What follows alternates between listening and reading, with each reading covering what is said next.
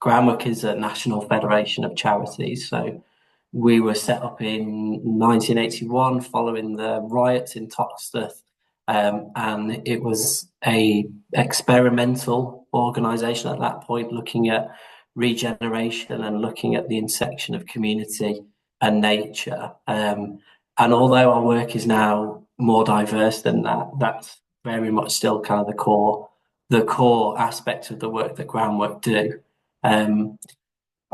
I wanted to touch on the kind of core principles really that we follow within GroundWork that really underpin all of the work that we do, but in particular important within the work that we do with nature. So I think one of the first point is really important, that if you're looking to create change within communities, this doesn't happen overnight. Your projects need to be rooted in those communities, and there also needs to be a long-term commitment from those that are involved to that place. And we find that is critical really within our projects. The project should be transformational, both what they're trying to deliver from a nature and environment perspective, but also from the people perspective, in terms of what we're trying to do to improve people's lives through improving access and participation in nature activity.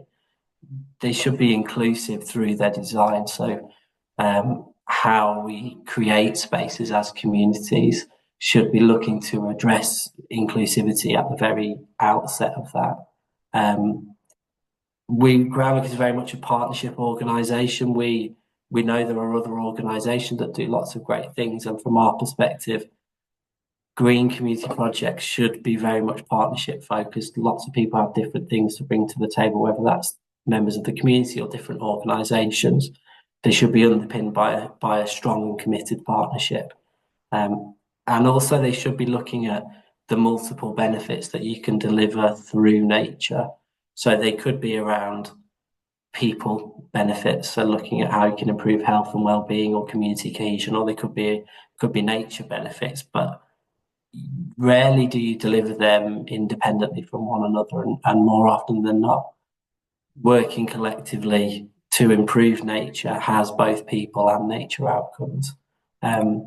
So I wanted to start by talking about a number of projects that we run that we call Green Community Hubs. So the first, which is this picture, the diagram on the top left, is a community garden in Northwich called Grozone. It was created in 2008, so it's been getting on to 20 years now.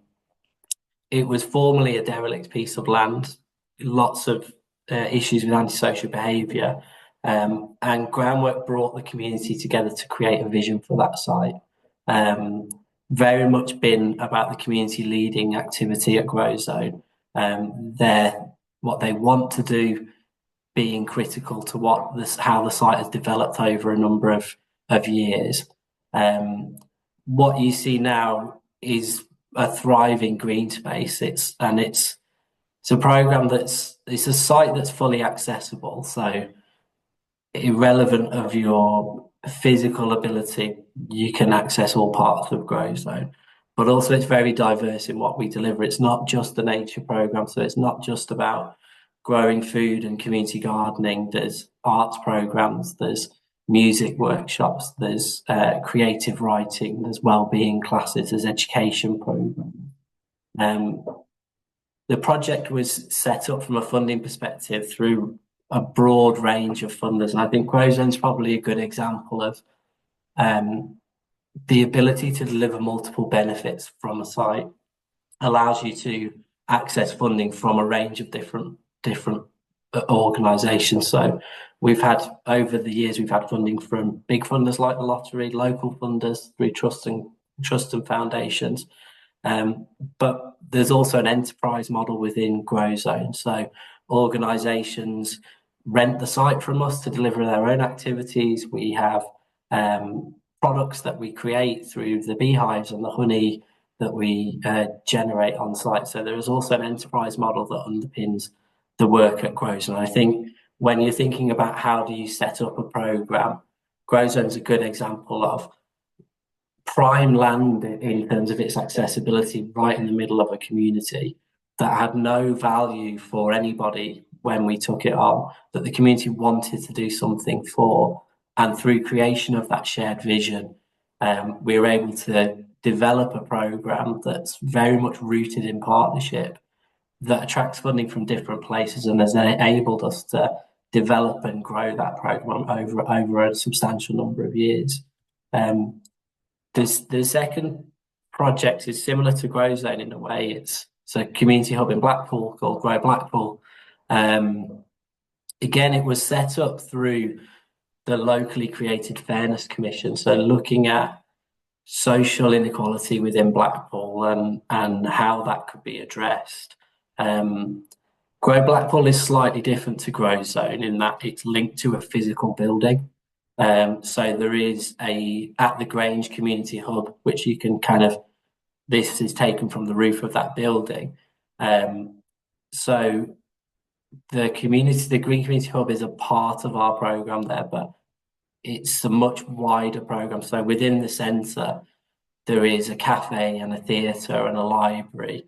There's a laundrette. There's a number of organisations delivering activities. The food that we grow on site goes into the cafe that's used to create affordable meals for local people. We run cook and eat sessions, and it's slightly different in the way that it operates because of the diversity of the programme that's on offer through the physical community centre as well as the Grow Blackpool project, which is adjacent to it. Through that project, we've created a relationship with the local NHS trust, and earlier this year we created a community garden within a hospital. So again, looking at the therapeutic benefits of community gardening, the hospital project is about engaging people while they're in hospital in nature activity, horticultural therapy, and then transitioning that support once they're discharged from hospital back to Grow Blackpool. So there's an engagement point where people want to get out of hospital beds and they want to be outside, building their confidence, building their knowledge, and then transitioning that back into the community setting.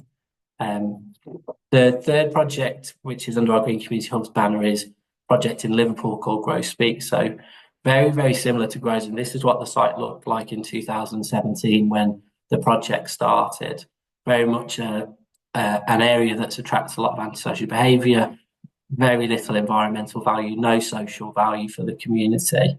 Again, it was about the creation of a co-designed vision. So around about a year, we worked intensively with the local community to create this vision. And then what the project looks like now is completely different. So the facilities on site are varied and the programs that we deliver are also varied.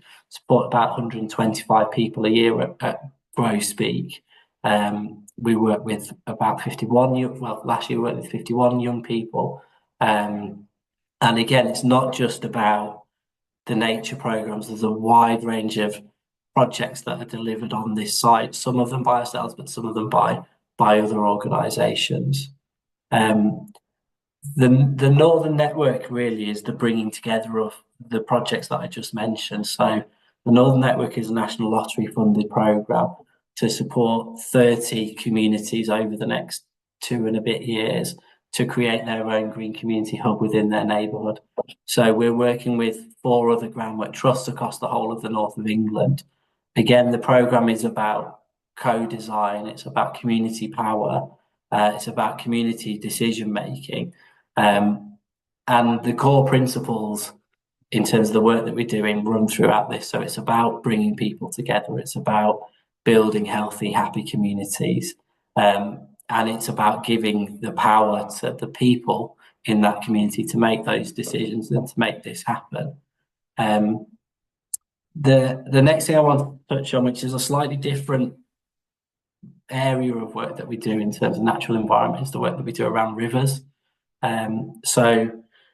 But within the UK, there are things called river catchment partnerships. So each river has a catchment that feeds that river, and there is a catchment partnership that work collaboratively to improve the quality of the river. GroundWork hosts 2 of these catchment partnerships. They're a really good way to get involved in river action locally and find out what's going on. And through that, we run a range of different programs. So we do a lot of work around citizen science, around river monitoring, identifying pollution, and feeding that data back into organisations like the Environment Agency that can enforce action on those that are polluting rivers. And we also do a lot of work around education, so working with children in the classroom. So we have a program that's called Trout in the Classroom, which is about raising trout in a fish tank, seeing the kind of life cycle and growth of those, and then releasing those into the local rivers. So a really good, engaging project that's about building environmental champions at a very young age, and young people understanding the importance and the value that rivers have.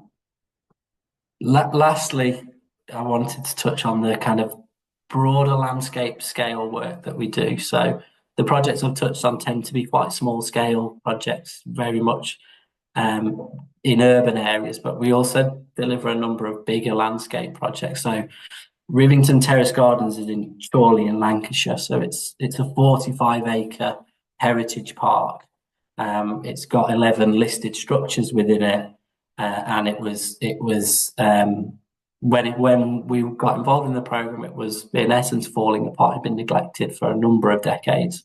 Again, through the creation of a community vision for the gardens, we were able to secure £3.5 million from the Heritage Lottery Fund to work over a 5-year period to restore and protect the gardens and create a free and open access for communities long into the future. The gardens are spectacular. They're beautiful looking places, but prior to the involvement of GroundWork and the partnership, which in essence brought all of the community together around doing something positive, the gardens were fundamentally falling apart.